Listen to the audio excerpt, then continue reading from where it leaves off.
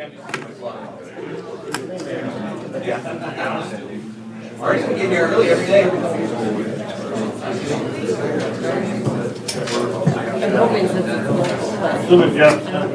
He's had a surgery or something? Hip replacement. Oh, really? Oh, wow. Yeah, he's on the phone now. Stephanie, is Jeff on the phone? Yes. Okay. Just making sure. A surgery?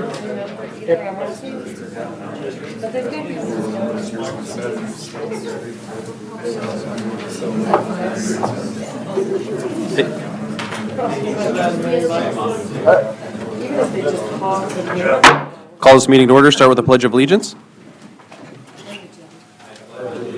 To the flag of the United States of America and to the republic for which it stands, one nation under God, indivisible, with liberty and justice for all.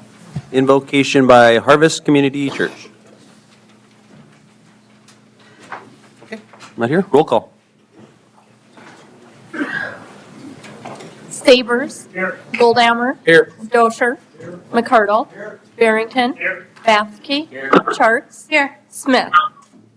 Here.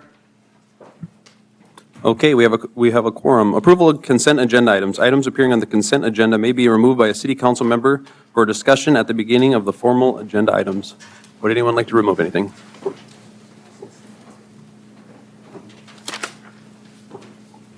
I'll move to approve. Just let people know that Jeff Smith isn't here, but he's on a speakerphone right now. So if anybody has questions, he's available by speaker over there at his desk. I'll second. Okay, we have a motion and a second. Would anyone in the audience like to discuss the consent agenda? Okay, roll call. Dosher. McCardle. Aye. Barrington. Aye. Bathke. Aye. Charts. Aye. Smith. Aye. Sabers. Aye. Goldammer. Aye. Okay, motion carries. Citizens input. If you need to address the mayor and members of city council on an item that was not on the agenda, excluding personnel items, please come forward to the podium and state your name and your concern. Presentations are limited to 3 minutes. Items will be considered, but no action will be taken at this time. Would anyone like to address the council? You popped right up there. Mr. Mayor, council members, I'm Kevin Kenkel, Library Director, and I'm just here to highlight a few things from our annual report for 2024.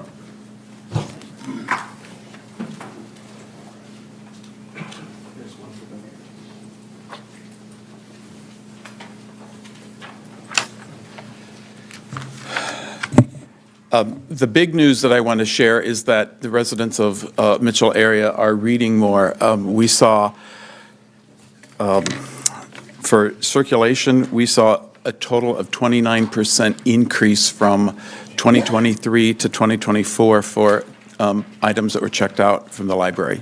That's books, movies, board games, that type of thing.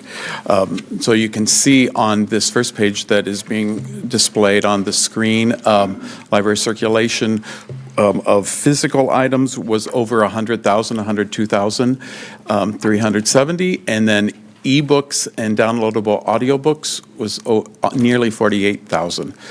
And in this age where people may be saying that physical books, printed books are going to be going out of the way, going by the wayside, we saw 21% increase in checkouts of physical items from 2023 to 2024. So I think that's great. Kevin, can we have them see the graph that? Yes. Yeah, it's coming, but I think that when you tell those numbers and you see the graphs, Okay. I think that's when it's really impressive. If you would go to the last page, the last page. So you can see the graph, their circulation by year. 2023, our total circulation was 116,769, and last year we had over 150,000 checkouts. So that was a total of 29% increase. John? Kevin, why? Do you have a reason why? We've been trying to, have innovative programs and encourage people to read. We've seen, if you go scroll down, Stephanie.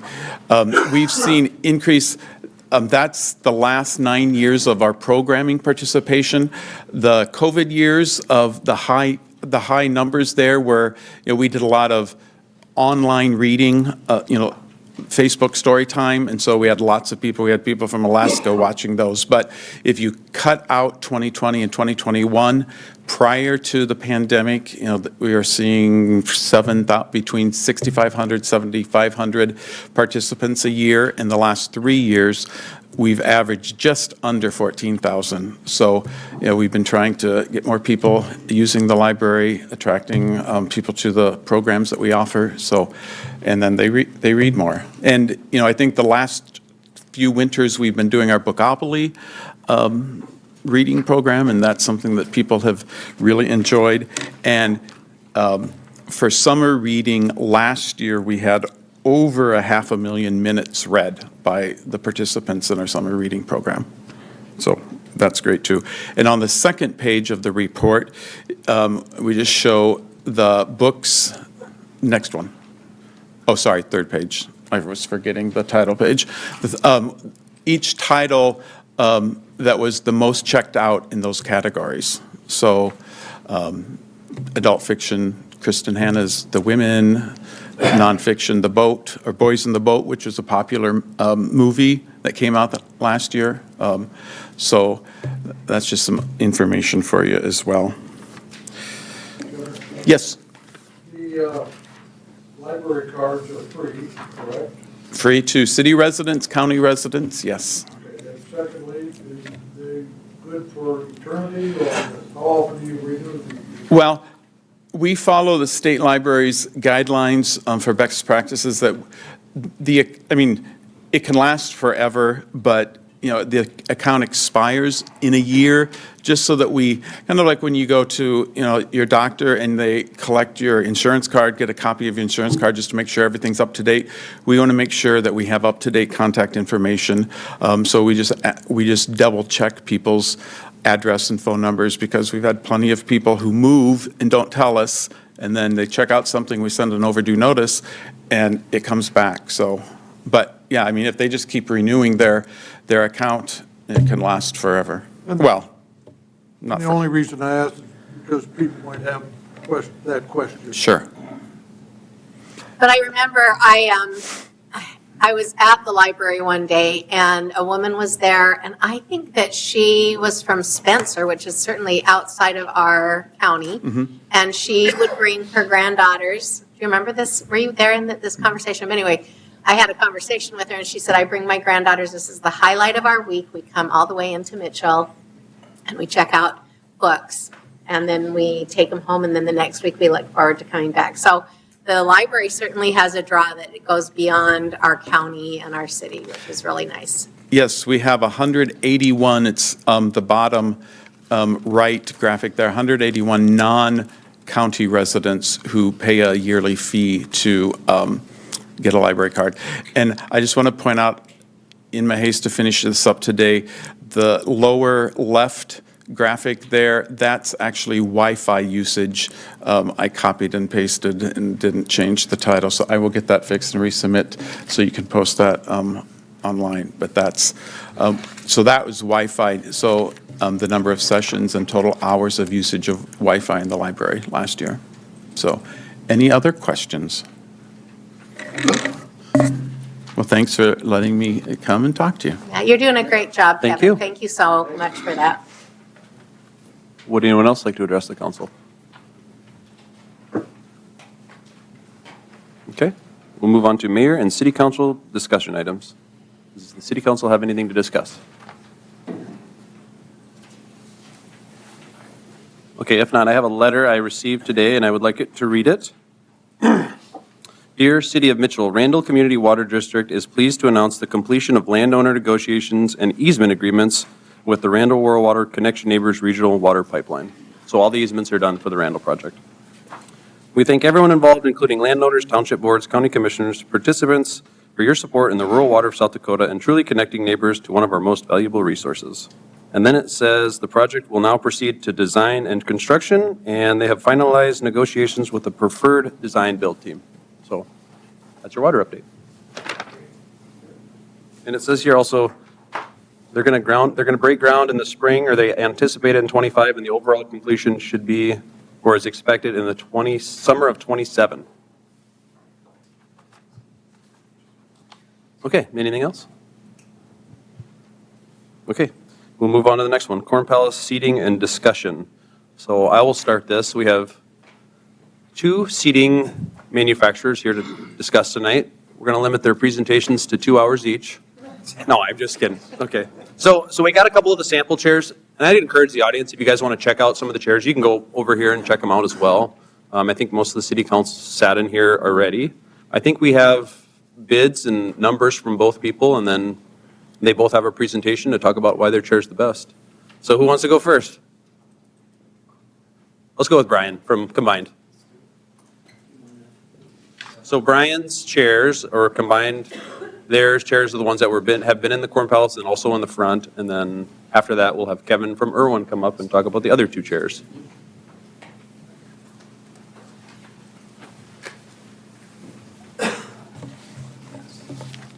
And can you just state your name when you start? Sure. Thank you.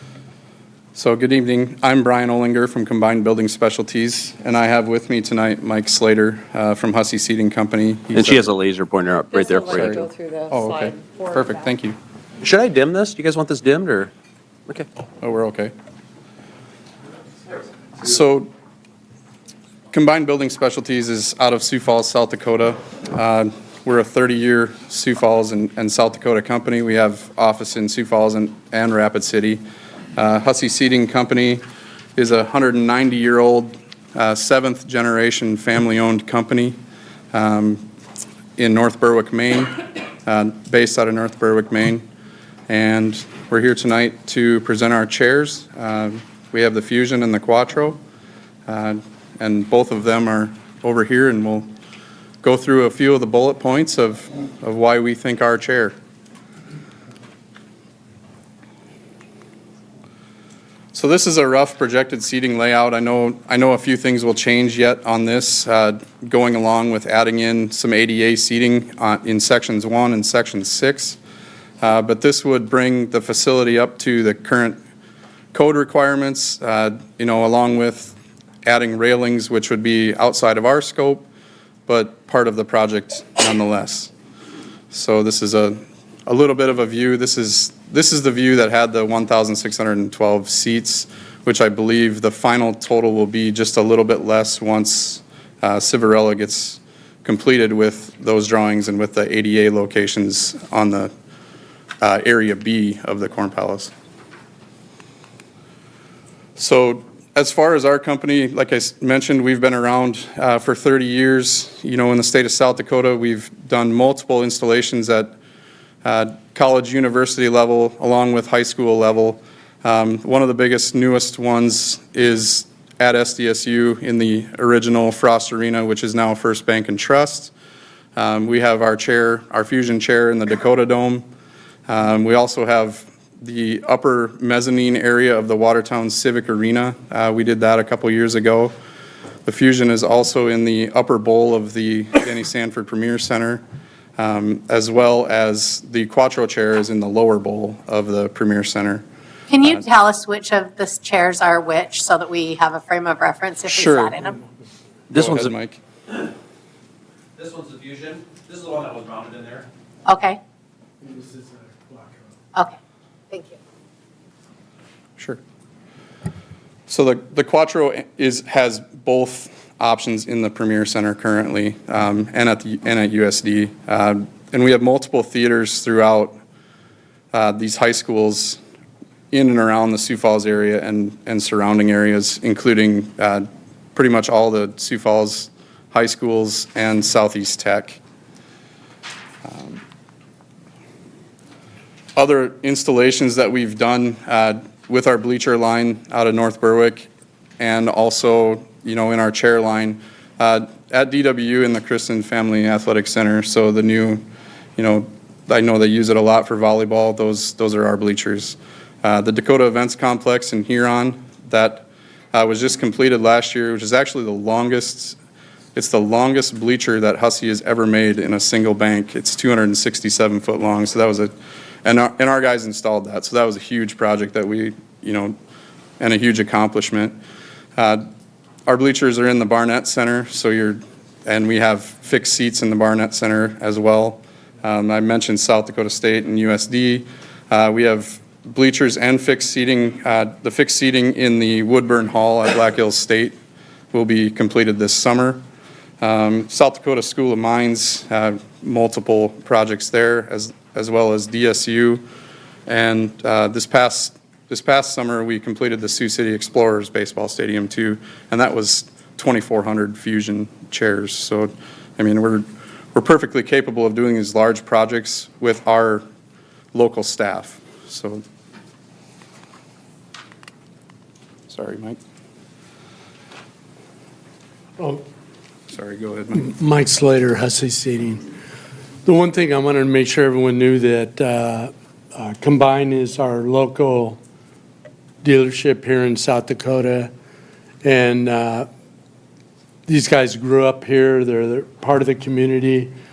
Brian and two of the other guys grew up, 22 miles from the Corn Palace. So, I was asking Brian if he's ever played basketball here, and he's going, oh, yeah, numerous times every year. So I think that's real important that they're part of this community.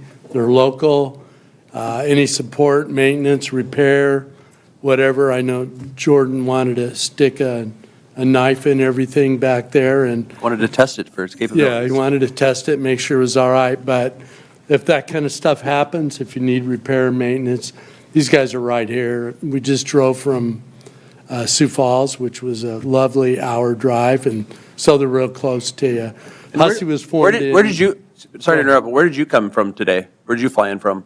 Colorado. So he came from Colorado for this, just to let everyone know. So Yep. thank you. Hussey was formed in 1835, so they're one of the oldest family-run businesses in the United States. Actually, one of the top 50, so it's pretty good size, been a long time. The Fusion chair that's over there is a combination of two styles that we had earlier. Really took the best of the combination of both and put them into this chair. And, Brian just picked locations that we've done in South Dakota. We've done them all over the world, over the United States, have this type of chair in there. So, go ahead.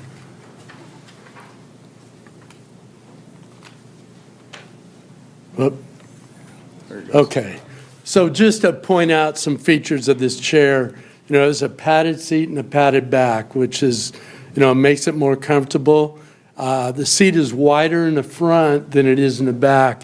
And if you go to a game or watch basketball in the next couple days, you'll see when people sit at chairs, they sit in an open stance, which means their legs are like this, and it's wider in the front of the chair, because they're getting ready to get up and holler and yell and all that kind of stuff.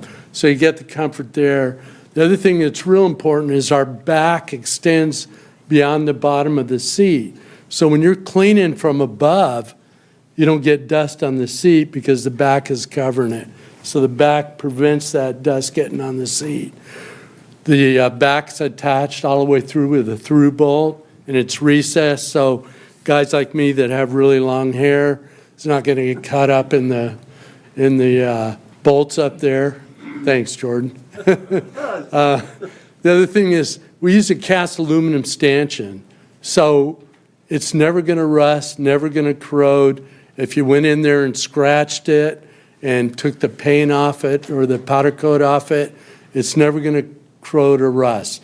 So that really protects the product. And the seat and back pad are easily, if something should happen, like Jordan gets in there with a knife and starts tearing it up, you can easily be replaced. And each individual chair, the replacement can be done just right on there. You don't have to unattach any other chair to do any repairs on there. So there's some big advantages to having this chair for you guys long-term. And you got to think, you're buying this chair, you're going to have it for 20, 25, 30 years, and that's what you're looking at, is you want a chair that's going to last that long. I think one more point of, I guess with the picture is, this is the chair that was actually installed in the Corn Palace, just for the people that may not be aware. And it's actually up here now, so it's able to be viewed. A thing on this I just wanted to show you is that this is a chair, this is a fusion chair without a seat and back pad, but what's key here is you can see that the seats are all level and flush going across. There's not one sitting down more than the other and all that, and that's because there's two hinges, seat hinges in them. So they're always coming back up into that top position of where you want it to sit when it's in a closed position. So this will also have, in this picture, you can see that it'll have the front cup holder. You can also, we also have one installed in the Palace that has the rear mount, the Caddy 4 cup holder that would be included in the pricing. So on that picture that we had in the front of the drawing, you'll see some red dots there. That red ones would be a front cup holder. The rest would have a back, between the two seats, a cup holder. So if you look at the plan drawing that I think is like the second or third generation. Correct. Yeah, and you see the red there on the first row of everyone? That has a cup holder in the front because you have nothing Meaning in it's front. on the chair itself? Yeah, it's on the arm, Arm, yeah. right on the arm. And this because there's no chair in front of it to put it on the back of Sure. between the two chairs. And then the other ones all have them mounted to the back of the chair. Yes, between both chairs would be a cup holder. Will we be able to mount the chairs like you have them there to the back, for ease of maintenance, instead of like in the picture, and what you did is you mounted it to the floor? Yeah, Yeah. everything you'd have would be riser, which makes it really easy to clean underneath. Yeah, so that's considered, or it's called being riser mounted. And I'll just add that you can do that, I think, with every chair, both the next Both presentation, chairs. they're all going to be back mounted. Yeah, you definitely don't want floor mounted for cleaning and that kind of stuff.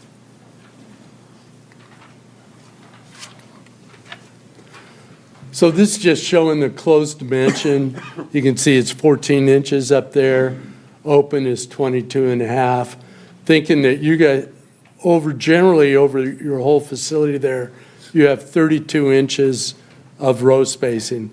Now that's either the tread or it's going to be from the back of the chair to the back of the next chair in front of it. That's 32 inches.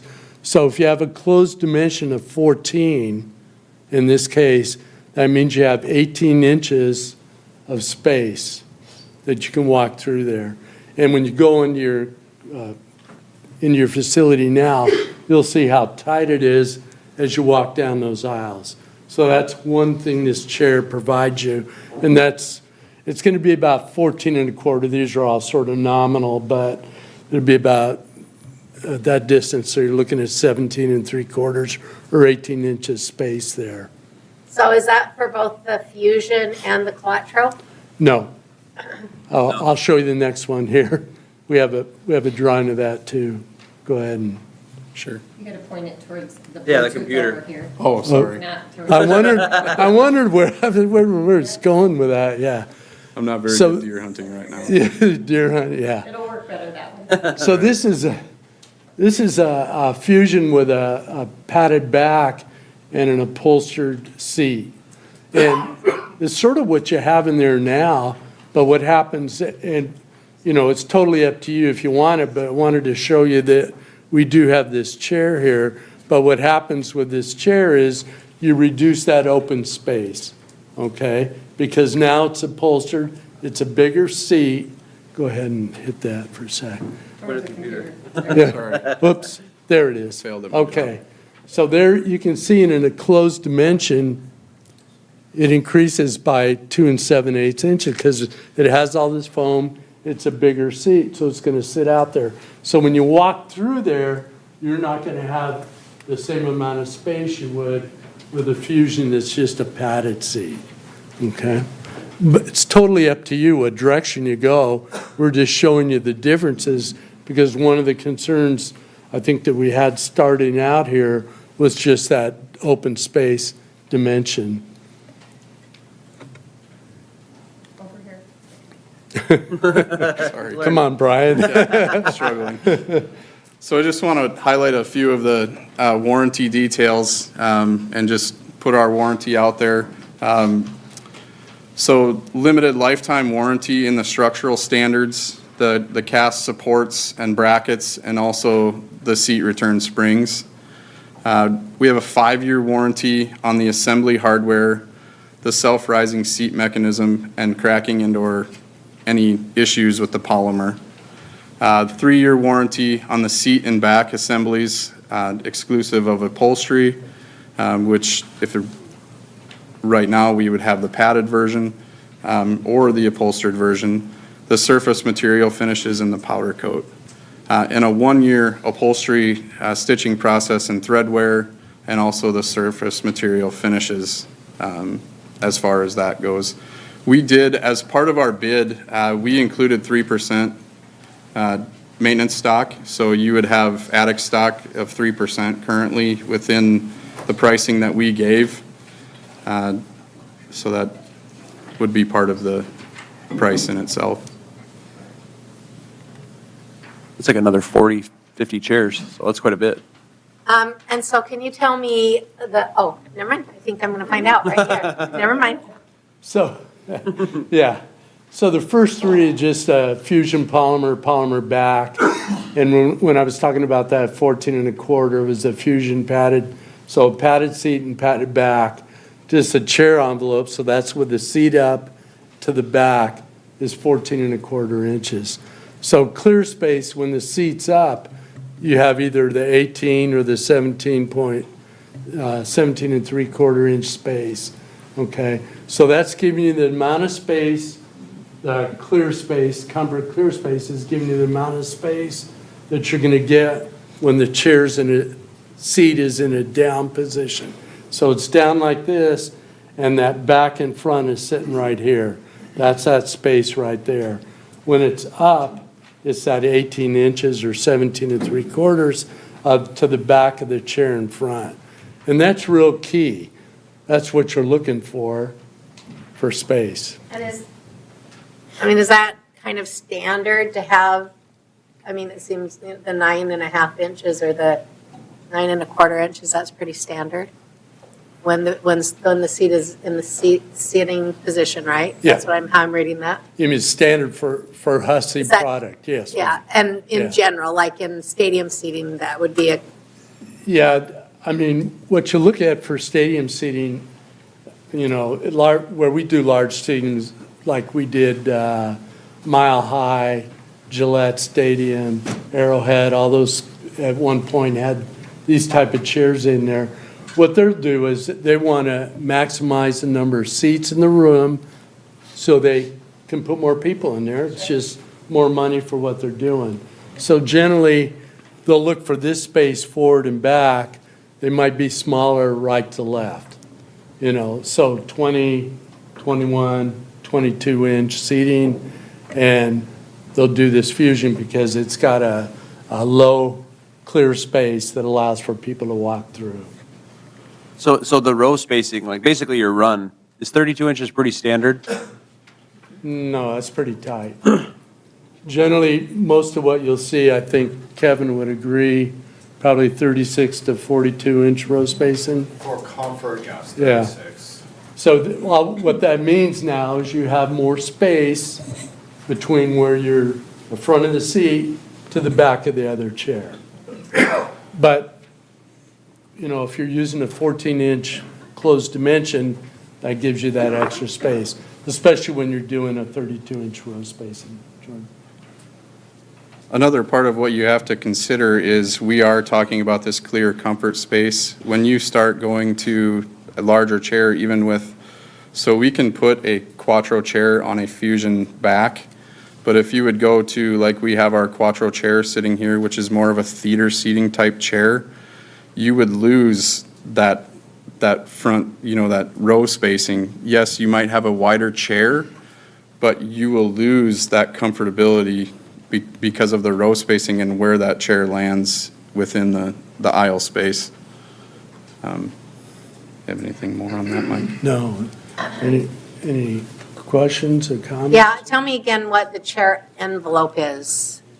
Okay, so That's- that's when the that we're- chair, go back to that, yeah. So that's when the chair's in a closed Okay, position. okay, yeah. So what that's giving you the process of walking through here. So here's the back of this chair here, for example. Basically, it's from here It's to just here. going here. Okay. Okay, yep.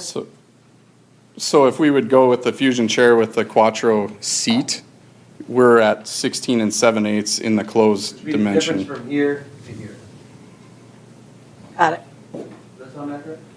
No, it was, Yeah, it'd be this distance here, so when it's in an up position. Oh, I see. To the back of this chair here, that gets reduced, okay? So if this is 14 inches on the chair we see there, the Fusion, it gives you more room to walk through here. Sure. Okay. so if we go back, try to go back to the, What do you want? so if we go back to the Fusion with the padded, you can have that envelope be 14 inches and have that clear walking space. So if you're sitting down and you need to get up and someone needs to get by you, you can get by that person with this chair. If you're sitting in the Corn Palace in the current scenario, you're really fighting people to go by. And that's what we're trying to avoid, going forward with a future presentation of a chair. You know what our current clear public space is? What the current one with the chairs that are in there?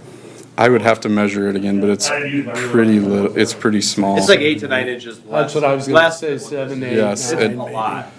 When we had the side profile of our Fusion in there compared to the current chair, it's a sizable difference, Yeah, huge. for sure. Any questions or anything? I do have another one. So one of the questions that I heard us discussing was the width of the chair, and are these, like when you do a pricing, will it be, I understand it'll be a combination, some will be one size, Yeah. some will be another, but the price, that you'll quote us, will be for whatever you deem will fit best in the Corn Palace, whatever combination of wider and narrower ones. But what's the narrowest and what's the widest? So, go ahead. On the drawings that we have now, we go up to 22 inches. So you do have So- some 22. Yeah, 22, 21, 20. I don't think there's any 19. The overall is goal Yeah. is to get the widest possible Right. chair that we can fit within the envelope of the facility. It's just that sometimes the dimensions don't allow us to, get to that 21, 22. I think everything is 20 inches or greater currently with what we Okay. had set up. I mean, if you said, oh, well, we got to have as many chairs as possible in there, then you'd look at 19, right? Yeah. But you're looking for comfort too. Yeah. Plus you have to go between the aisle and aisle, distance-wise, so you fit those chairs in there. Just depends on what direction. I had a quick question too. Are these chairs American-made or are they made outside of the United States? They're made outside the United States. So with Trump putting tariffs on, is that gonna jack the price up at all or no? I mean, right now, we don't believe so. I mean, everything that, we use a contract manufacturer, and everything that we do over there is the testing, the tooling, the equipment, everything is done out of our plant in Maine. We just contract manufactured over there. So I think we'll be all right for a while, price-wise.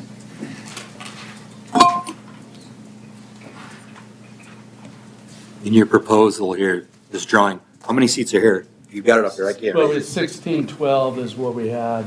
But I think when we reviewed the we've been working with the architect Could you bring that last email up, Stephanie? on the ADA. We think he's going to remove about 38 chairs. We can show you where that, Yeah, she's going to pull up the email from Kevin Genslinger, and we're going to see. I think he said 1,580 chairs. It also has the size of those. I don't know that that's the final, is it? I think that's just a rough, so. He was working on some preliminary drawings. Right. He doesn't have it finalized yet, but he was working on the ADA locations in that B area this past week.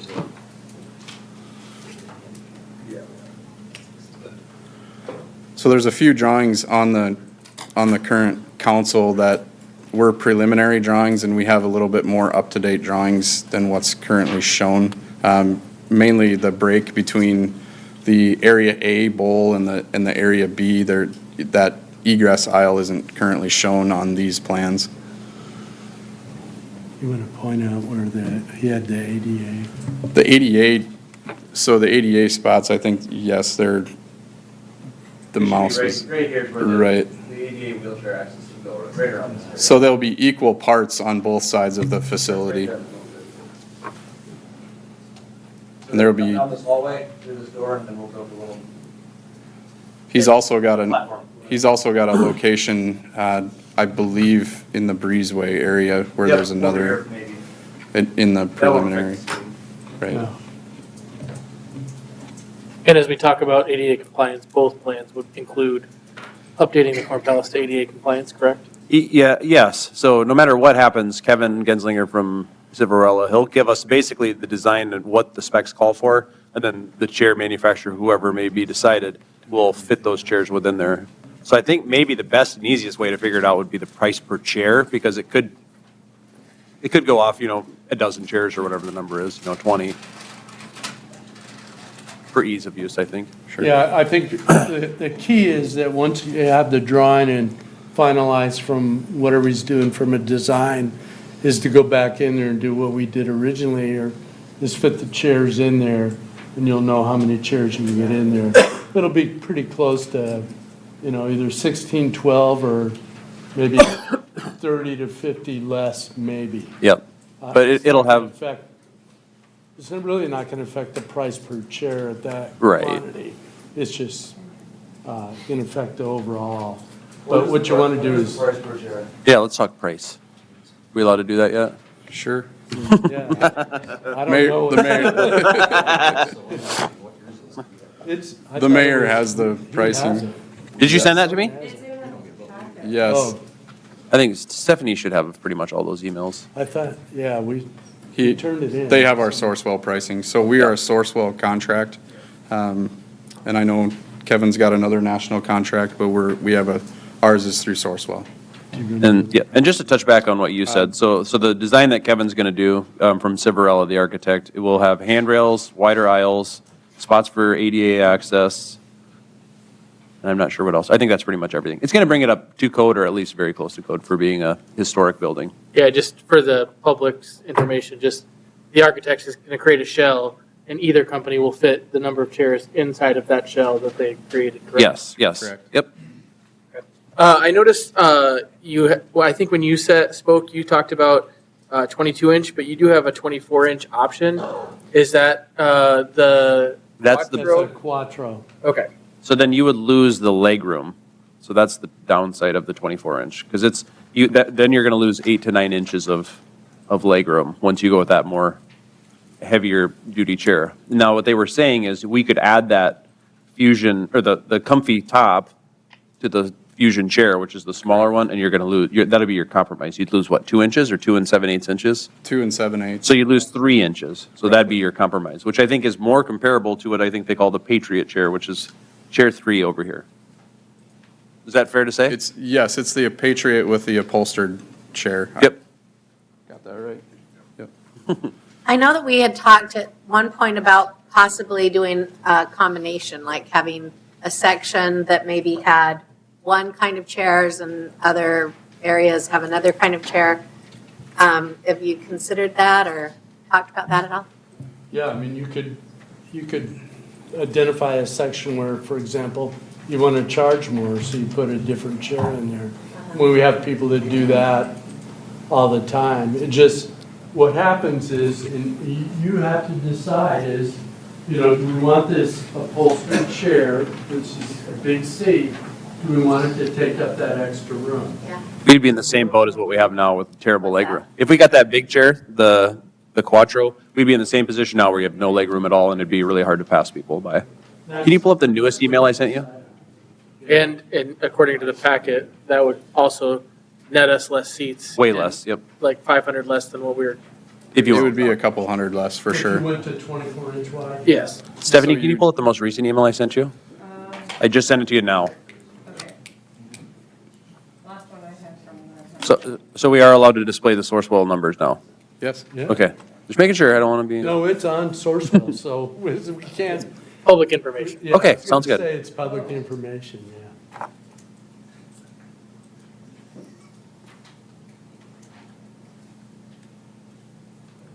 So I think originally we were at 435 was with the estimate, and now we're down to 387,000, right? That's basically your option two So price? your 387,000, with that, you get the padded seat, padded back on the Fusion, and, probably your 20 to 22-inch chairs.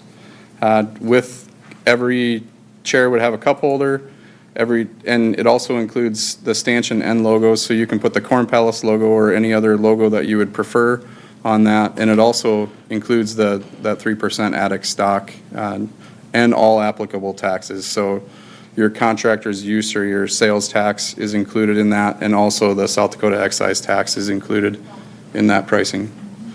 And installation. We have to. And installation from our local guys. I know Mike's touched on it. I grew up 20 minutes from here in Emery. So did two of our other guys in our office. Our owner is from Ethan originally. So, we have a very strong local tie to this. And over half of our installers grew up within an hour of here. I mean, I have an installer that grew up in Woonsocket, a couple that grew up in Winter. So, I mean, this is more than just it's a great opportunity, but it's also meaningful to us because we are local.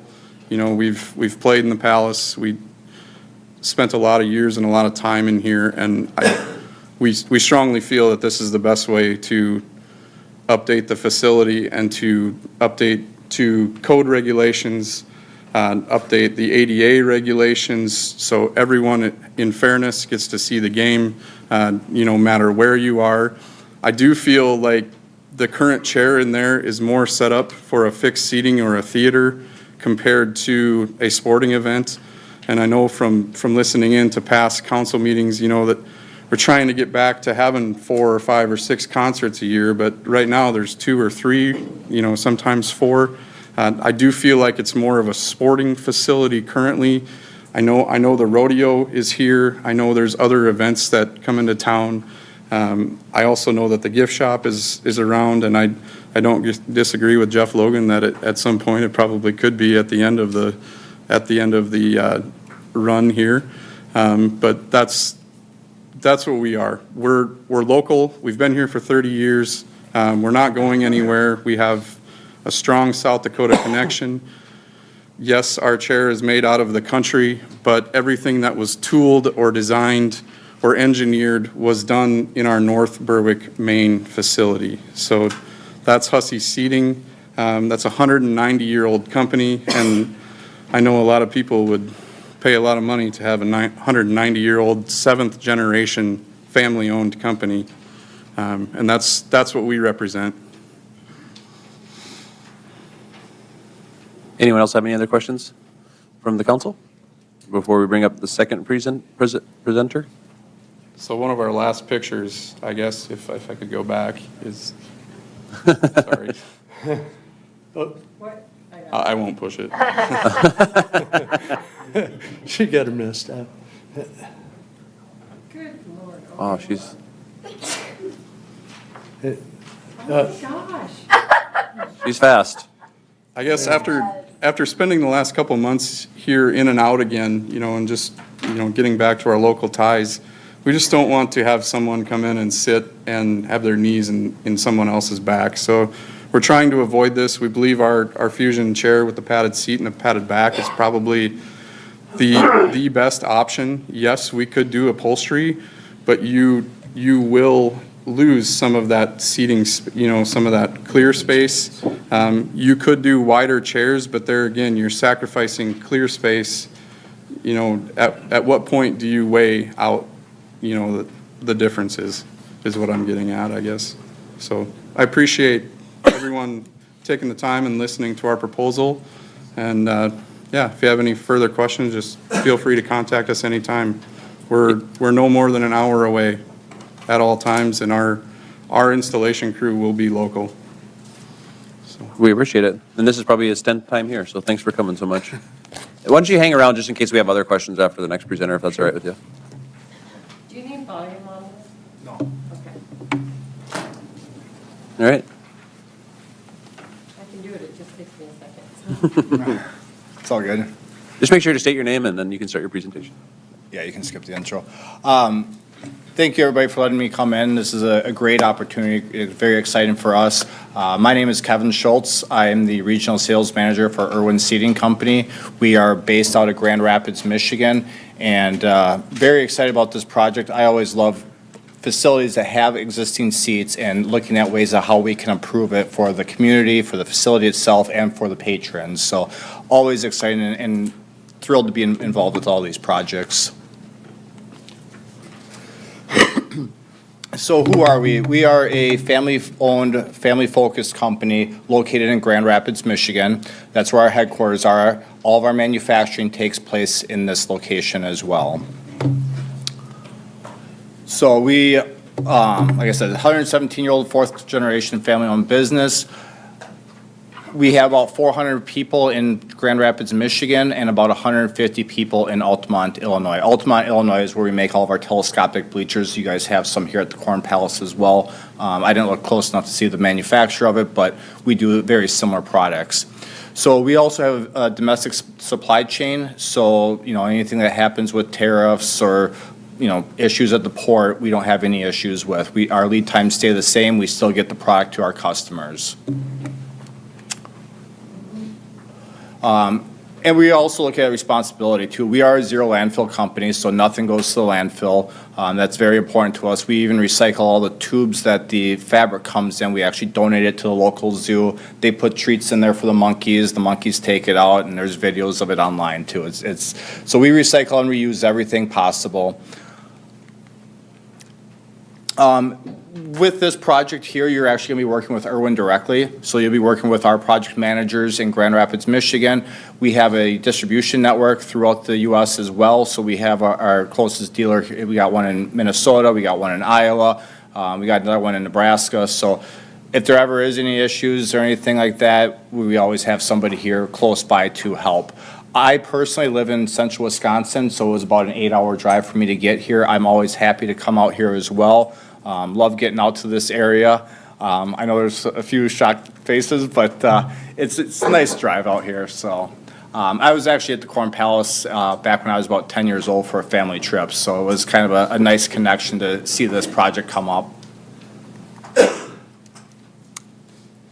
So when we start the project, you know, we take a look at it. You know, like I said, we get our project managers involved. We get our design team involved. We try getting the best solutions for our clients as we can. So, you know, whether it's leg room with the chairs, fabric options, all that we take into consideration. Obviously, we got you guys some sample chairs. More than happy to get you guys additional ones too. Sometimes, you know, the row-to-row spacing, it's good to put up 2 double sets of chairs, one in front of the other, to actually feel how that's going to feel with cup holders, without cup holders, you know, different seat options. So I'm always happy to do that. Usually a sample will take me about 2 to 3 weeks to get on site, and I'm happy to do that for you. And I can get you riser-mounted chairs also for the samples. So yeah, like I said, we look for solutions to work for everybody. Obviously, the facility, the patrons, the cleaning staff. I know it was discussed already. We do have riser mount options as well for the seats. Usually the front rows are going to be like a floor mount, but we riser mount wherever possible. So like you can see here, like I said, our project managers will work with you guys direct. We have national installers all over the world, all over the United States that can come out here and install. We do utilize sometimes our local dealers as well for the installation. And we test all of our products to the highest standards too. I mean, it is important to us. We want to make sure we recommend fabrics, or if you guys do choose your own fabric, that it's actually tested. We want to know that, you know, just because a fabric has a 250 double rub warranty, doesn't always mean that it holds up either. So we want to give you guys the best products. It's not uncommon that I've seen chairs last 60 years. Of course, I can't guarantee that on every job, but I've seen enough projects that I know if they're well taken care of, they can last upwards of 60 years. They may need to get reupholstered throughout that time, but it is a possibility.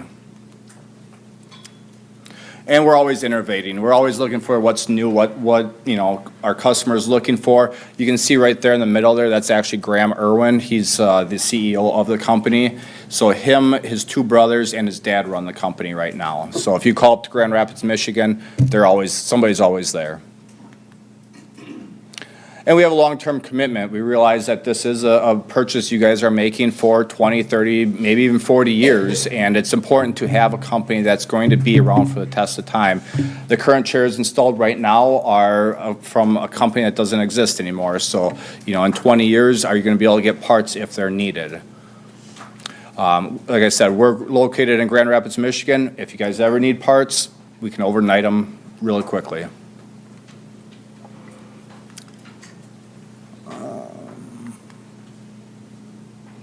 So some of our solutions we offer, this here is a Patriot chair. You'll see that all the way down at the end. Very popular chair for us. We actually just installed it at Augustana University for their hockey facility. You can see here it comes either a plastic seat and plastic back or an upholstered option. The current seats you guys have in there right now have about a 2-inch foam on the back. So all except for the end red chair here, all of these have either 1-inch foam or no foam at all. So you're going to gain a little bit of leg room regardless by that thinner profile on the back.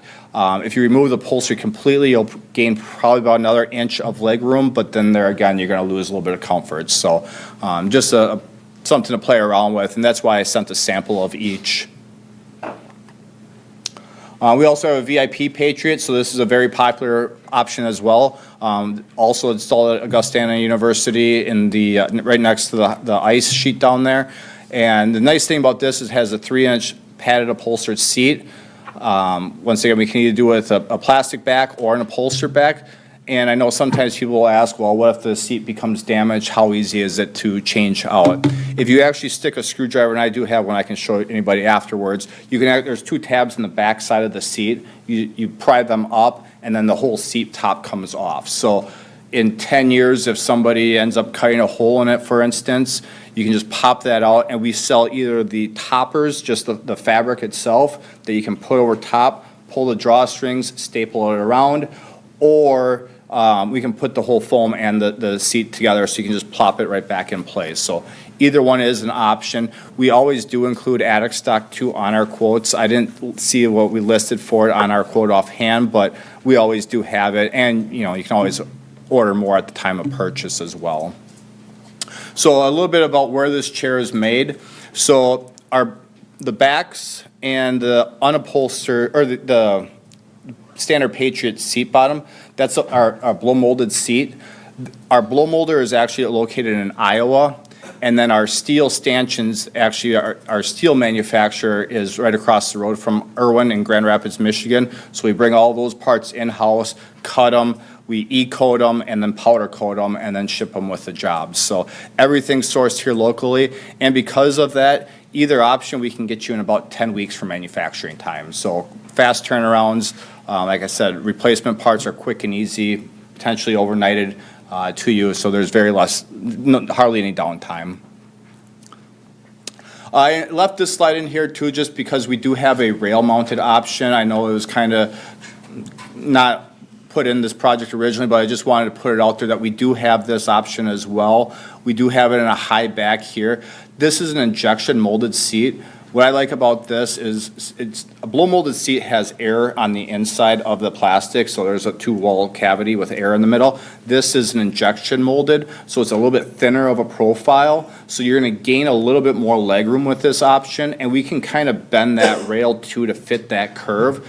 And then you're only going to have one set of stanchions every 6 feet, so there's going to be less holes in the concrete. And if you ever need to replace a chair, it's just 2 screws, the whole chair comes off, and you can put a new one on. And I can get you guys samples of this as well, too. I think both chair manufacturers can offer that. I don't know if you guys are interested in it, but it looks a little goofy to me. Yeah, and this is actually very popular in a lot of stadiums that we're looking at now, just because of the flexibility. We actually did it at US Bank Stadium for the Vikings. They actually took all their chairs, and for the Super Bowl that they had the first time, they actually loosened them all up and slid them all together, and then they added more chairs. just for they could sell more tickets. So obviously, there's a lot of work involved in doing stuff like that back and forth, but we have more flexibility with this chair. Actually, the other thing too I want to touch on, this chair actually has a soft cup holder, which is really nice. So when you're walking down an aisle, if you hit your leg or something against it, it's not going to hurt as much or potentially break. And then we do also have a fold-up option as well. You can see how much tighter of a profile too when the seat is in the upright position, so you're going to gain even more leg room as well, or walkway through the aisles.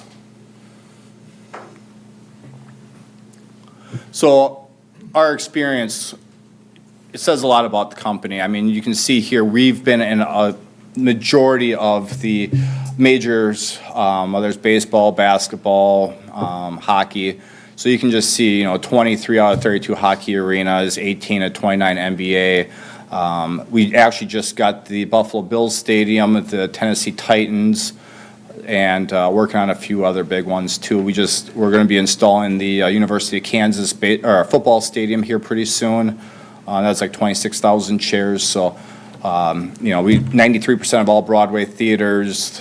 We do a lot of movie theaters, cinemas, stuff like that. So, a lot of stuff we are involved in. So we have a lot of experience. We also did the Sphere. I don't know if anybody saw that out in Vegas. Real cool project. They actually have some like subwoofer type things in the back of the seat that actually vibrate. So when the music's playing, you can actually feel it through the seat. So really cool things that we've done in the past. Here's just a project with some Patriots as well. Just plastic seat, plastic back. We can do different colors.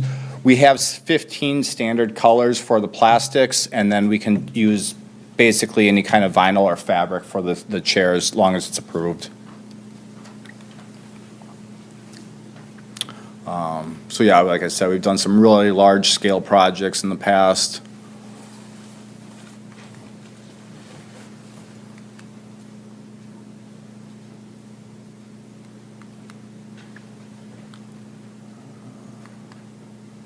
Yeah, you can see there, in the middle, those were all the rail-mounted chairs.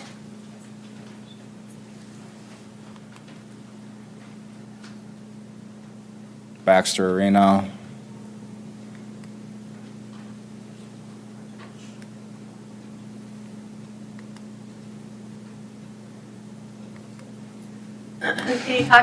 Can you talk to us about your, oh, there it is. Never mind. Oh, all right. Perfect timing.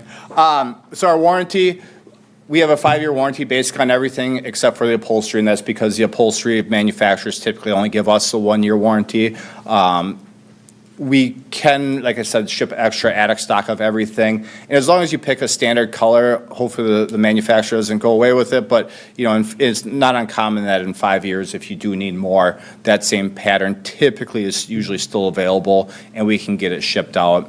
Like I said, manufacturing time, we're looking at about 10 weeks. Obviously, there's time for submittals, colors, stuff like that. Layouts will add a little bit to that, but 10-week manufacturing time to get it here. Any questions? If we had everything out, how long does it take you to do it?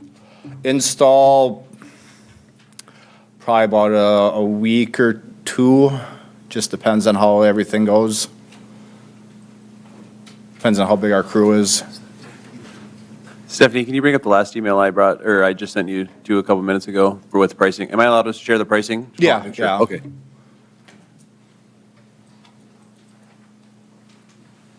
Which one, the VIP or the? We might as well do both. So I think the VIP one, that's the padded one here, right? Correct, yes. So that's 345,000. And then here's the VIP.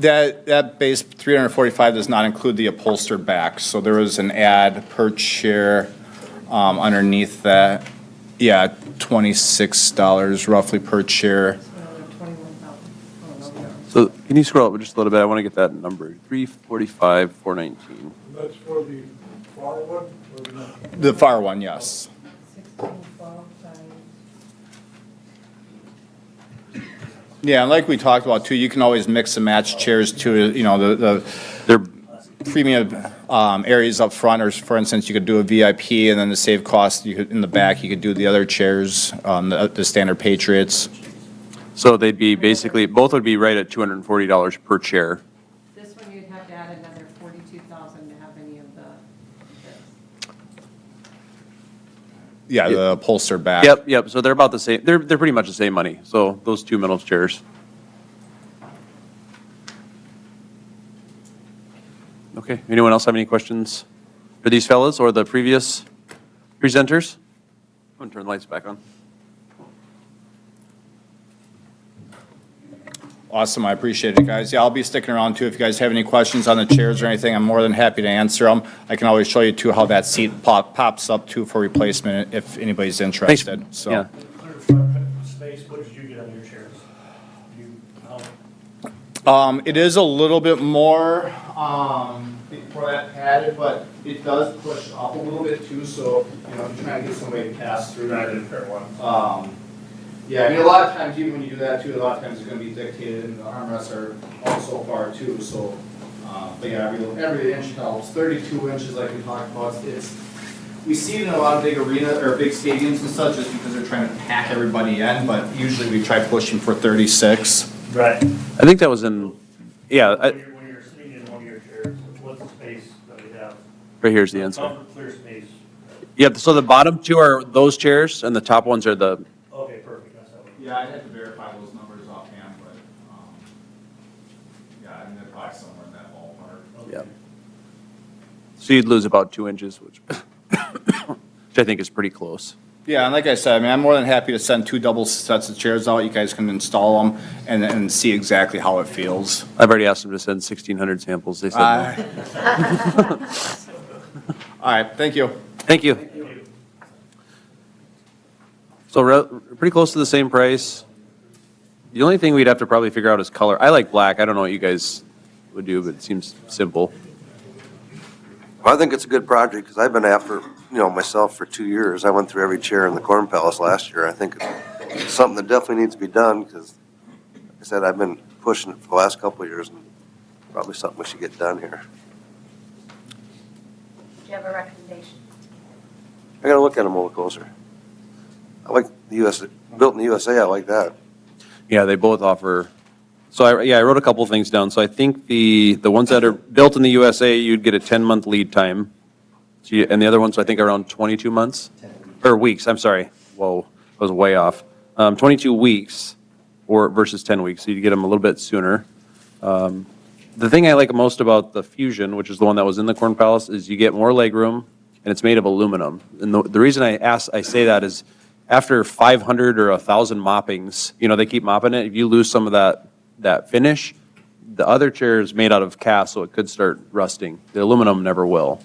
I don't know if that'll ever be an issue, or you just paint it so that doesn't happen, but that should be a factor. Yeah, the Patriot is E-coated and powder-coated steel. Okay, yep. So we're not here to make a decision tonight. We just wanted to give everyone their whatever option to their presentation.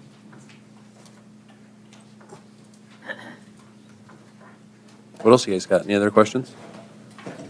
I think we need to get to a point where we do make a decision, because it's gonna take some time to put a group together once we order them and a group together to remove them, and then there's some repair work to be done, I'm sure. So I'd rather, like, get it on the next meeting and make a decision. I was hoping to get the decision on the next meeting as well. Yep. Good. Do we have thoughts as to how we're going to pay for it? That was going to be my next question. So I am currently working on the supplemental appropriation ordinance for 2025. Does council want me to include, we're kind of at the same ballpark with either company, include that as part of the supplemental? And that would just be from unspent funds in 2024, so that we still continue to have our structurally balanced budget. That was my understanding, that's what our thought Okay. was, unless somebody else on council was thinking a different direction, but that's what I was understanding from you, Stephanie, yes. So we plan on taking these chairs out ourselves then? Yes, yep. So I already talked to Jeff, the maintenance supervisor in the Corn Palace. He said they could take them out pretty simple, and then we would have to probably fill the holes in with epoxy. Well, that was the other thing I wrote. Do we want to, this question came up when I was talking to the chair representatives is, are we going to refinish the floor or do anything like that? Because you're going to see a lot more of that floor when you shrink that seat up 8 or 9 inches. So we should probably take that into consideration as well, if we want to repolish it or. Do we have, is there routine maintenance that's done on that floor on an annual basis? And can you tell us a little bit about that? Boy, I know they're usually, excuse me, I can't really speak to the Corn Palace specifically, but I know that they're usually doing it before basketball starts, in that kind of month off season. They're up there, and I don't know what they're applying to it, though I couldn't speak to that. And just to be clear, the timelines that we're talking about here don't include any of the restructuring of seating or railing installation, because we still don't have that timeline, correct? Joe, can you answer that? Correct. It would not include the timing for the rail. We would more than likely bid that project. And I don't foresee that being a huge issue as getting that done the same time the chairs are getting done. I believe overall, it's a relatively simple project to complete. It's just manufacturing the rail and then getting it installed. And remind us what that, the railing on the ADA, I guess it's basically the railing, how much is that going to add? I wanted to say it was anywhere between 50 to 80,000. I'd be curious to see what it's going to cost to have somebody else take the chairs out, because it's February and we're still putting corn on the Corn Palace. I mean, our guys, I would think, would have things to do because they're so far behind on the Corn Palace that. I'm reading the first guy's, excuse me, I forgot your company already, but I'm reading it says quote details, it says removal of existing seat patching holes, and Smith, is not included. Never mind. Yep. Yes, read the nod part. One thing I think we need to also get something ready is to surplus the existing chairs so we can try and keep them out of the landfill. I think there's a couple people that reached out to me. I don't know how many we can get rid of, but maybe we surplus and auction them and the rest would have to go to Purple Wave or something. Yeah. I'm thinking we want them on Purple Wave. So if they're selling on Friday, we're taking them out Saturday and they're picking them up the next week. So we're not handling city staff, as Kevin said, they got other things to do. The removal would happen during, I think, when the Chambers got the gift shop, and I would imagine that was when it would happen because it won't be during basketball time or corn hanging time, I wouldn't think. But We do. that is a good point. Michelle just pointed out, we do have Purple Wave coming in the next week for our other items that we've surplused recently, and we could ask them if this is something that they would sell on their site as well at that time. We still would have to go through the process in the future, but at least finding out if that's something that they would be able to list on their site. And I think it was brought up before, but I don't think there's anything wrong with saying to the people of Mitchell or the surrounding areas, if you'd like to buy your own souvenir original chair from the Corn Palace, you can get it for some bargain basement price. I also think that as a part of this process, it's still good to say as well that I think that you could sell naming rights to the chairs or some kind of like in honor of or in, I don't know how you phrase it. In memory of just seems sad because. Okay, you're right. Yeah. Okay. You could do it for your loved ones that are still here with us. And not necessarily to give them priority to the chair itself, but just I know there's a lot of people that are passionate about the Corn Palace, playing at the Corn Palace, and some of the family ties that have existed over the generations that have played there. So some options as well. Yeah, absolutely. Out of the Indian Village, you buy a brick and it goes into the ground and people walk on it. But, there's something to be said like find your brick that has your name and your donation. I think they sell those, I want to say $200. I can't remember, but, I think that's For a brick? Really? something if you wanted to put a label on the back of a chair that said, I think there is something to be said for honoring or memorializing either way. Go ahead. So obviously, I think, we got the pricing, they're both coming in about the same price. And we can sit up here as much as we want and think that we know chairs by any means, and we know we don't either. And both companies out there that do know their chairs really well, what is the thoughts of, obviously, we have a couple weeks to put things together, but you guys know what we use our facility for over here, for what events and things like that, obviously with basketball and other things going on, for a possible conception from you guys with a recommendation also of what seats that you think would be fitting best in the Corn Palace. I mean, I personally can take my choice, but however, that's not what I do for a living. If you want to buy a house, I'll sell you one. But if you want to buy a chair, I'm relying on you guys to give us maybe a reference of, hey, our Patriot chair or our Hussey chair, whatever one it is, this is what we would recommend for your facility and what we'd recommend in the B section and the C section. And maybe in the A section is the Cadillac kind of thing where we're going to get a little bit better seating. But I don't know if other places have done that or asked that for you, but maybe it's better for a recommendation from you. This would be the best thing for your guys' facility than us saying, I want that chair and that's the one I want, because I feel like I'm stepping outside of my boundary of what is best for our facility. This is your guys' job, you know, and I think we're going to come at the same number, and I think we both got two good qualities of chairs, but maybe there's some recommendations from that. Maybe I'm asking for too much, but maybe if you understand what I'm trying to get at as a recommendation from you guys as the seating company or what we should use. So just a thought. I'm just trying to get to the next point too, so. Jeff, I know that Jeff Logan is here. I know that he's here. Do you have anything that you can add to this discussion in terms of what you'd recommend? Yes, I am Jeff Logan. I think with either company, you're going to get an excellent chair. Unlike the chairs we have now that were built by a company that's out of business, and they had cheapened up their product over the years, which I think led to their demise. With both companies, I think you'll get an excellent chair, so whatever the council decides. Part of it would be the models. Stephanie, if you could put up, I think from Hussey, the side view of the chair. The one thing to think of, there, right there. And this is a riser mount. Go to stick, it's right there on the side. Yeah, okay. Well, There you go. there you go. So here's your riser mount, and that's where it will go. So if you take a line going straight up, anything behind that line, you're infringing a little bit on the person's space in the row behind. But the closer for the design of the seat, whatever model you look at, or whatever brand, the closer you can get this, where your smaller your back is going to fit, to this line, you're going to have more room up here for leg room. Now, that means you're sitting up straight a little more maybe than leaning back that we kind of like to do.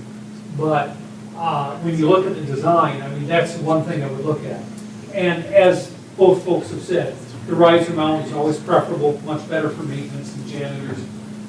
Floor mount in the front rows is great and more stable, but if you have good hard concrete, which we do, the problem that we're facing is that, get this back, that 1965 remodel, that remodel, the architect did that 32-inch wide platform or tread, if you're thinking of a stairway. 36-inch has always been considered standard. They were trying to get in seats, I understand.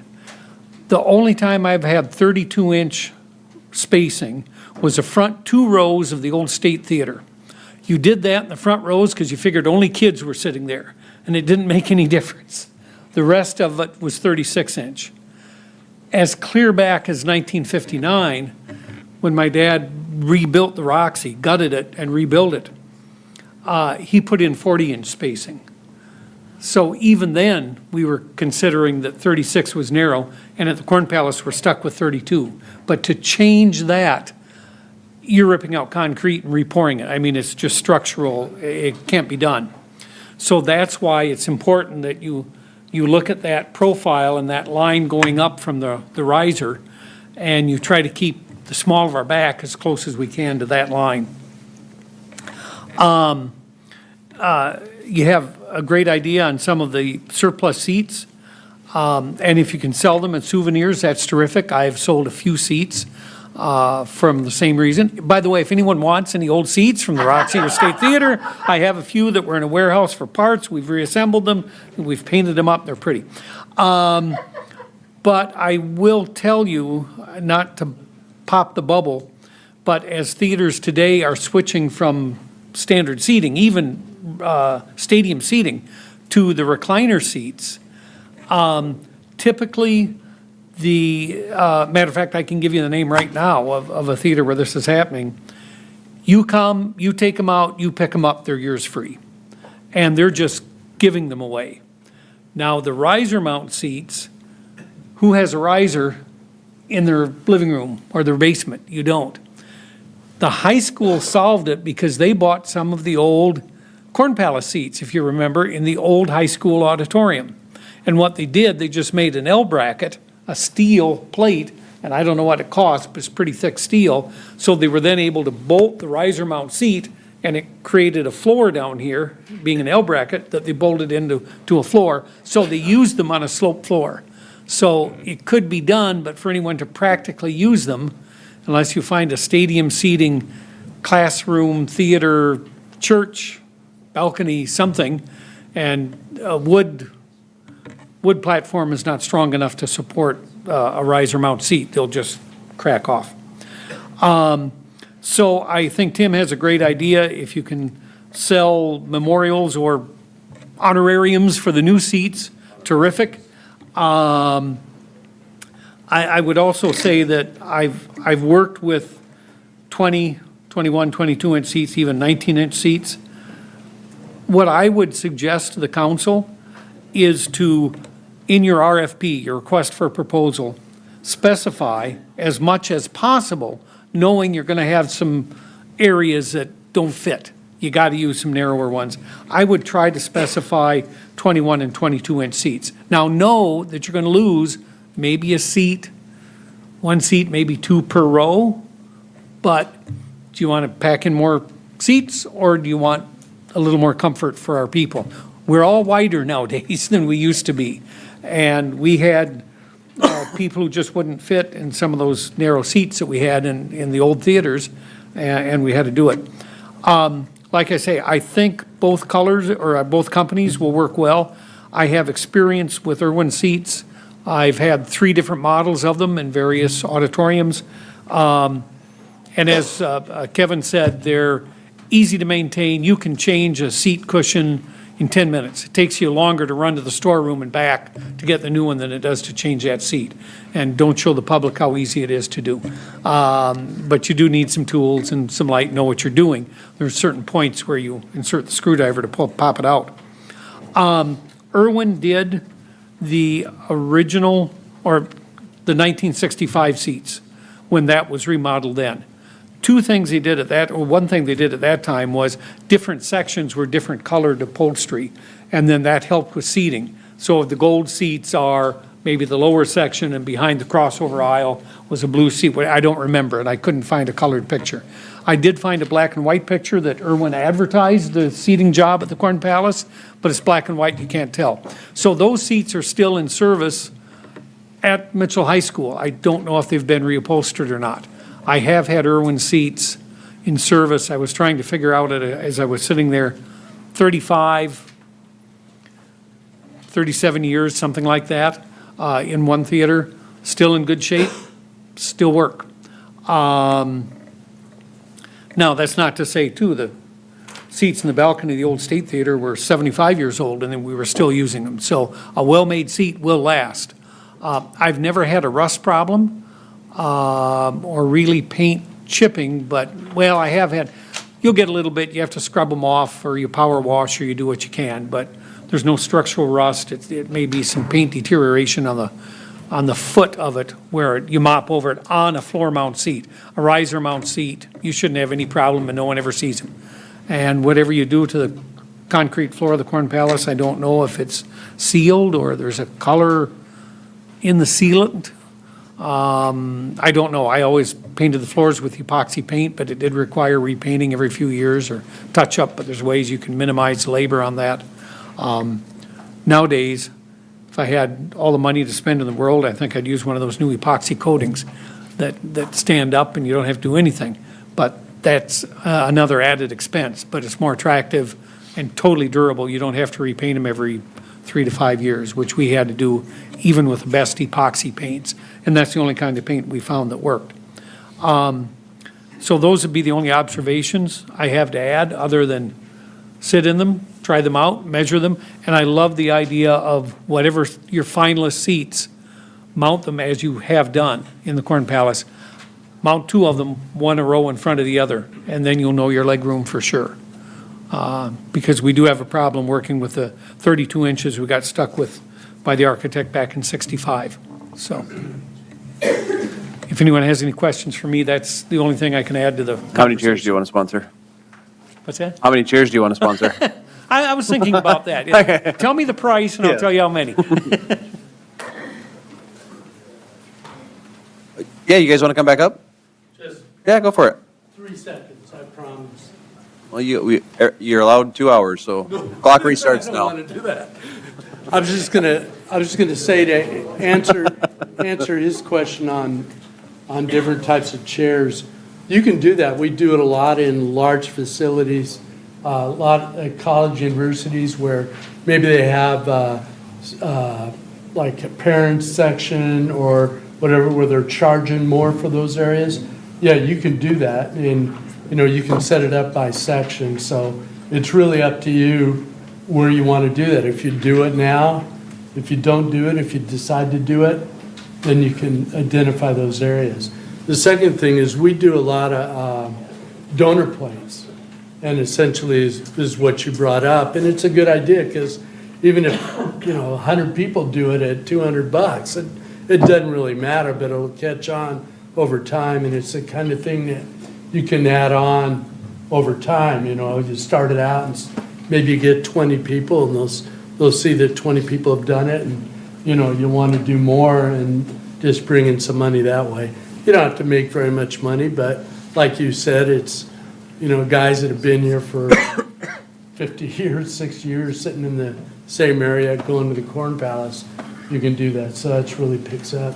The only other thing I wanted to show you was, you don't want to do what he's recommending past a certain amount. In other words, the back angle is 15 degrees on the Fusion chair, okay? If you come up too much, let's say 12 degrees, for example, you're sitting pretty much straight up and down, okay? So you want to be at about 15 degrees. Generally, when we do an auditorium, like the chairs you have there, or the chairs that he may have in his facilities there, there'll be 18 to 21 degree back pitch, depending on where you are in the facility. If you're sitting in the facility and you're looking at the stage in your orchestra pitch, if you're at 18 degrees, you're going to be looking at the front of the stage, right?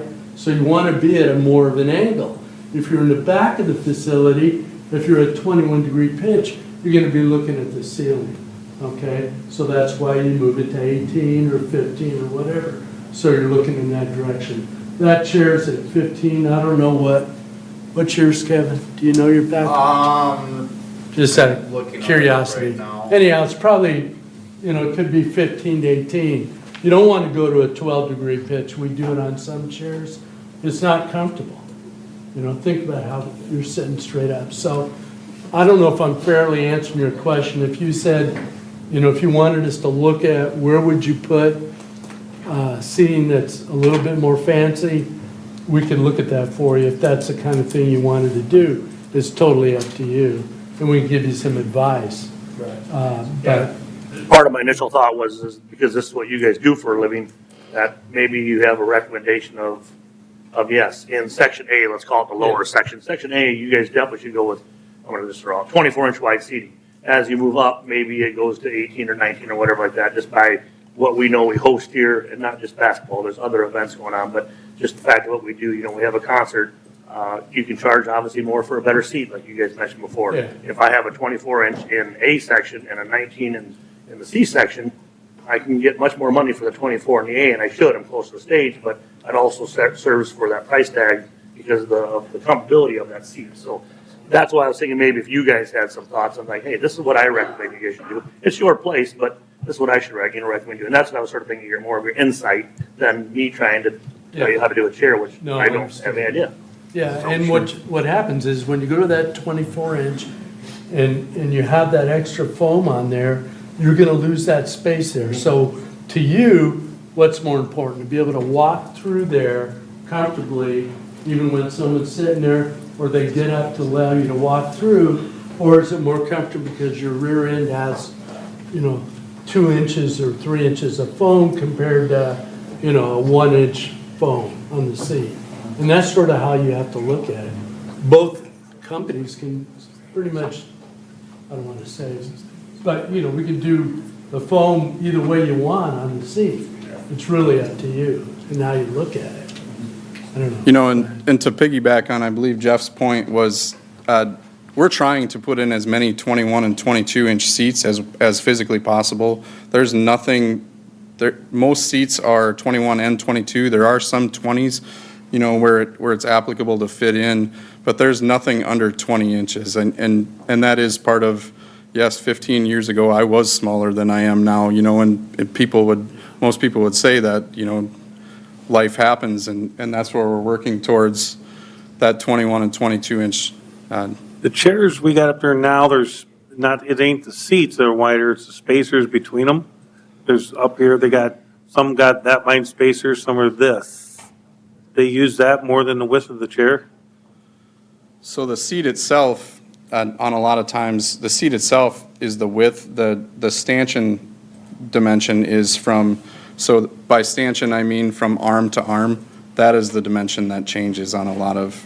Correct, but the ones we got up there, it's not the seat itself, it's the spacer between them. We got there's different spacers up there when you sit. That is common, that's a lot of times, they'll make a seat, 2 different size seats, for instance, and then they'll just space them out. So there'll be Correct. a little Yeah, bit of gaps. I did measure a bunch of the chairs up there. It looks like there's a bunch of 21s, there's even some 19s, so 19s are obviously really tight. We go with our standard products for the Patriot to 23, and then with the special pricing request through engineer, we can go to 24. I guess one more thing on the removal, I think you'll find that the removal will go fairly quickly. With the type of group that you have, it might take you a day or two to clear them out. It's probably more of the patching that you'll spend a little more time on. And there's, if you didn't want to do that yourself, there's local contractors local GCs that do that all the time, so. I asked the elder gentleman how much time he would need if it was ready for you. How much time would you need to do the install? Probably roughly 2 weeks. That's probably a realistic timeline with our crew.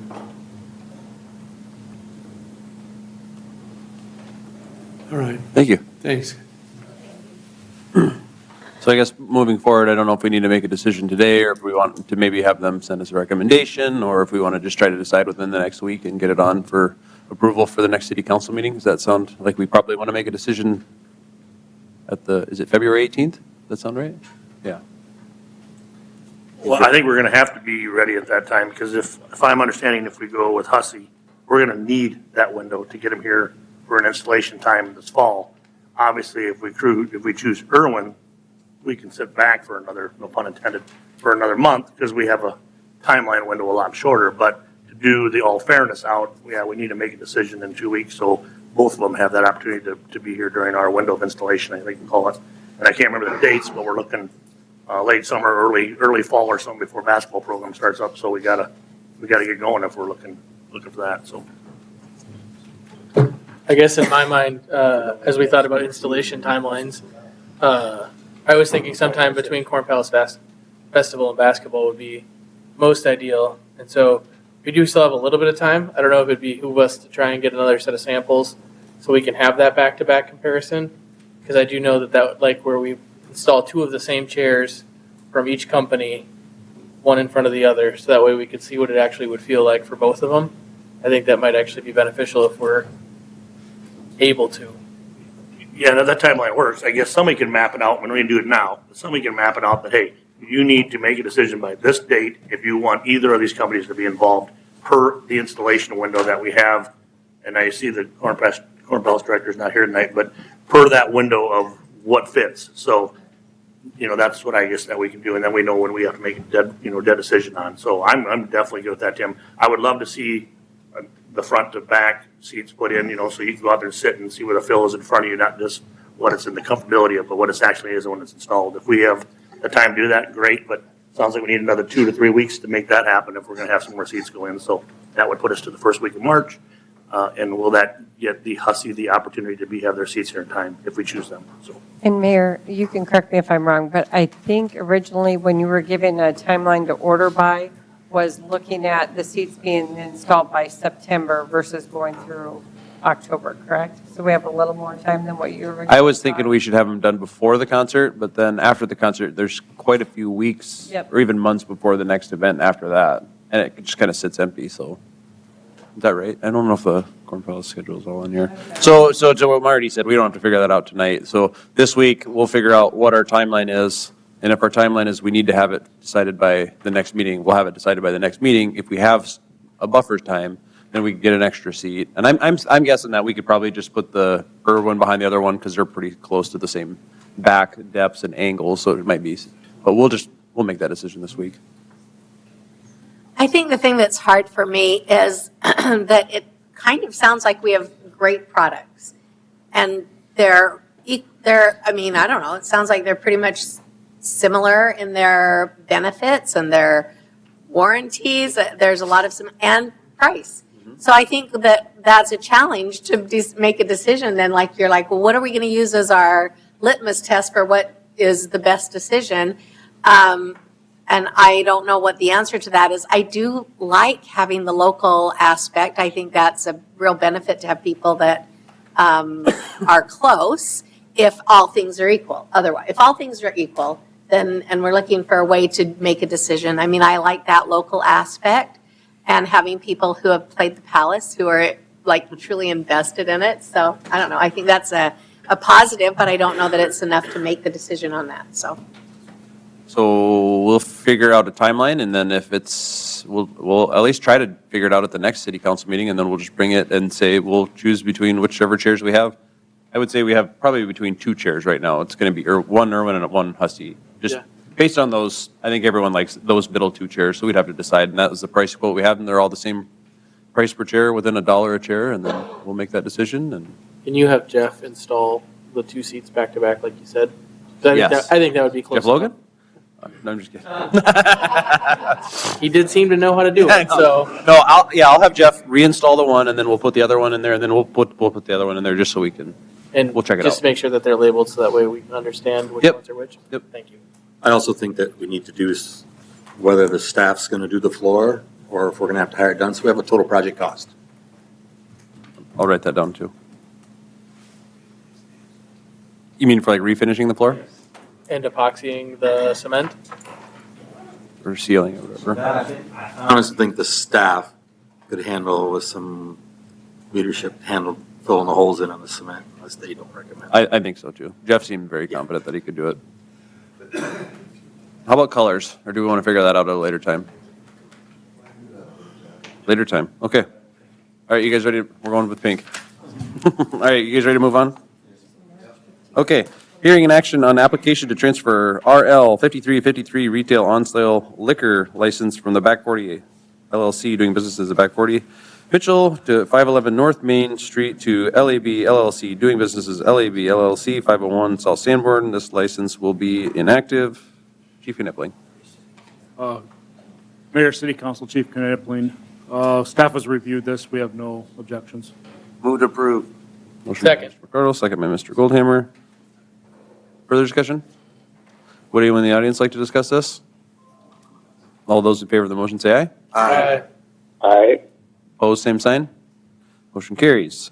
Action to approve request for release of easement in Woods First Edition Lot 5, Block 6. Mr. Schrader. Yep, Mr. Mayor, Council.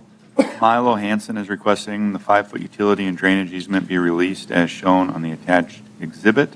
The purpose of the release is for the requester to be able to build an addition or structure in the future. The applicant will be purchasing the west 50 feet of the adjoining lot, which is Lot 4, Block 6. Staff recommends approval. I can answer any questions you may have. Move to approve. Motion by Mr. Sharks. Second by Mr. McCardle. Further discussion? Would anyone in the audience like to discuss this? All those in favor of the motion say aye. Aye. Aye. Opposed, same sign. Motion carries. Action to approve United Sanitation Services to haul sanitary waste to Mitchell Regional Landfill. Mr. Schrader. Yep, Mr. Mayor, Council. United Sanitation Services has requested permission to haul trash to the Mitchell Regional Landfill. The request is for inside the landfill's jurisdiction. They will be charged $45 per ton plus the $3 per ton fees, which is $2 to the county and $1 to the state. Their business model will be for roll-off containers and dumpsters. They do not plan to collect residential trash at this time. Their business address is 1910 West Havens Avenue. I can answer any questions you may have. So is it a garbage collection company? So right now, the way I understand it is it's a company of Pro Contracting. Currently, Pro Contracting has their own roll-offs and the equipment to handle roll-offs. So they've been doing that for their own projects recently, and they would just like to expand that to be able to provide services to other contractors or other projects that require roll-off.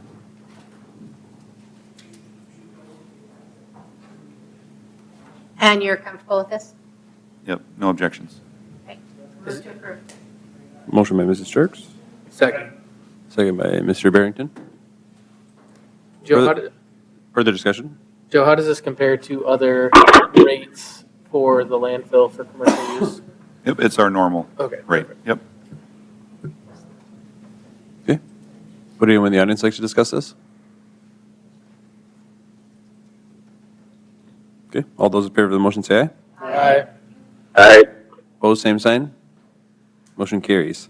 Action to approve Agreement A 2025-14, an agreement between the city and the state of South Dakota and FEMA and Hazard Mitigation Assistance, HMA, Building Resilient Infrastructure and Communities, BRIC, grant application for the 504 West Ash Avenue Project Acquisition Project. Mr. Schrader. Yep, Mr. Mayor, Council. The next 4 items are related to potential property acquisitions through a FEMA grant along Ash Avenue.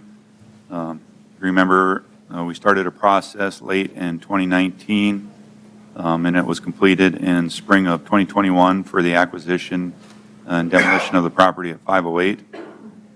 So with that, the proposed agreement with the state of South Dakota and FEMA, and along with the city, is for the Hazard Mitigation Assistance Building Resilient Infrastructure and Communities Grant Program, also known as BRIC. Total project is estimated to be $124,600, with the local match being $18,690, which will be in-kind work for demo and landfill fees. FEMA is responsible for 75%, the state of South Dakota is responsible for 10%, and the city is responsible for 15%, which again can be in-kind work. The project will remove a structure located within the Dry Run Creek floodplain and assist current homeowner with relocation. The city will take ownership of the property at the project's completion. Staff does recommend approval. I can answer any questions you may have. So basically, we're just going to buy them out and tear the houses down. Correct. And there's a deed we need to file at the courthouse that says it will never be used for anything except for parkland. Move to approve. Motion by Mr. McCardle, second by Mr. Sabers. How are the current homeowners, how do they feel about it? So this is, the only time we do this is when they bring it to us. Oh, okay. So they are interested in participating in the program. Good. They are able to withdraw at any time, but at this time, they wish to move forward. Okay, further discussion? Would anyone in the audience like to discuss this? All those in favor of the motion say aye. Aye. Opposed, same sign. Motion carries. Action to approve Agreement A 2025-15, an agreement between the city and the state of South Dakota and FEMA for Hazard Mitigation Assistance, HMA, Building Resilient Infrastructure and Communities, BRIC, grant applications for 512 and 514 West Ash Avenue property acquisition. Mr. Schrader. Yep, Mr. Mayor, Council. As Mayor Hansen said, this is at 512 and 514, the same as the previous staff report as far as the program being brick. Total project is estimated to be $168,350, with the local match being $25,252.50. Again, that would be in kind. The project will remove the structure located within Dry Run Creek floodplain and assist current homeowner with relocation. The city will take ownership of the property at the project's completion. I can answer any questions you may have. Move to approve. Motion by Mrs. Sturts, Second. second by Mr. Goldhammer. I'll give him this one. Further discussion? Would anyone in the audience like to discuss this? All those in favor of the motion say aye. Aye. Opposed, same sign. Motion carries. Action to approve Resolution R 2025-09, appointing application agent for hazard mitigation assistance, HMA, Building Resilient Infrastructure and Communities, BRIC, grant for 504 West Ash. Mr. Schrader. Yep, Mr. Mayor, Council, this resolution authorizes Mayor Hansen to be the applicant agent and authorizes him to sign for the property acquisition of 504 West Ash. Staff recommends approval. I can answer any questions you may have. Move to approve. Motion by Mr. Goldhammer, Second. second by Mr. Barrington. Further discussion? Would anyone in the audience like to discuss this? All those in favor of the motion say aye. Aye. Aye. Opposed, same sign. Motion carries. Action to approve Resolution R 2025-10, appointing application agent for hazard mitigation assistance, HMA, Building Resilient Infrastructure and Communities, BRIC, grant for 512 and 514 West Ash. Mr. Schrader. Yep, Mr. Mayor, Council, this is the same item as before, but for 512 and 514, appointing the mayor as the appointment of applicant and authorizing him to sign all paperwork. And with that, I can answer any questions you may have. Move to approve. Motion by Mr. McCardle, Second. second by Mr. Goldhammer. Further discussion? Would like to thank Mark Jenigas. He put all these documents together and been working on this grant for Public Works. I'd like to say thank you to him for putting all this together. Thank you, Mark. Okay, any in the audience like to discuss this? Here he comes. All those in favor of the motion say aye. Aye. Aye. Opposed, same sign. Motion carries. There's a little delay. Action to approve Resolution R 2025-08, plot of Lot 2 and Utility Addition. Mr. Jennings. Mr. Mayor and Council, Planning Commission recommended approval of this unanimously. This is for MTC for their new underground power line building. So it's really their own land. They're just, for financing purposes, have to separate off a piece for this building. There's a 30-foot access easement for ingress and egress to the new location. I can answer any questions that you have for me on this.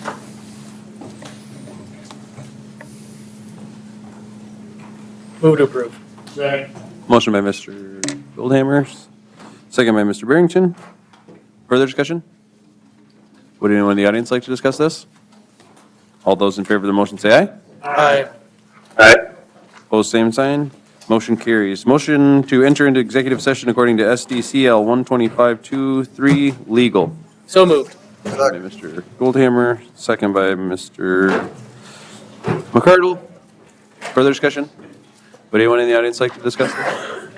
All those in favor of the motion say aye. Aye. Opposed, same sign. Motion carries. There will be no action after executive session.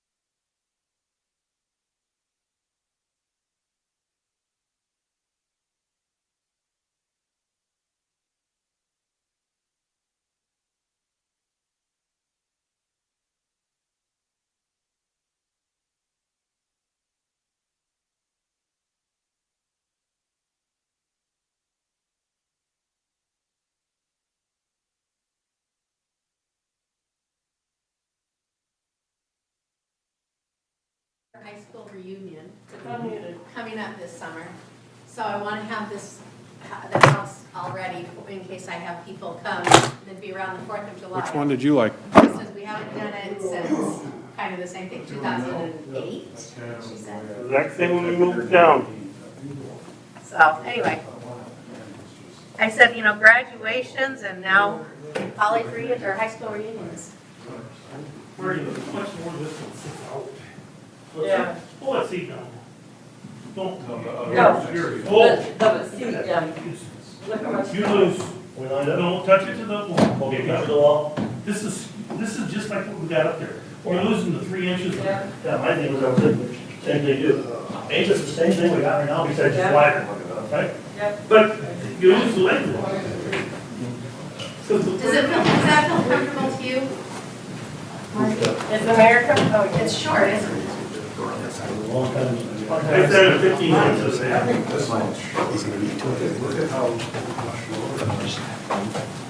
They left it here. I mean, the run, Excuse me. I love it. This one I had a hard time getting out of, it was too close to the ground. I didn't like it. Marty, you've been busy. It'd be perfect. Adjourn. Jackie,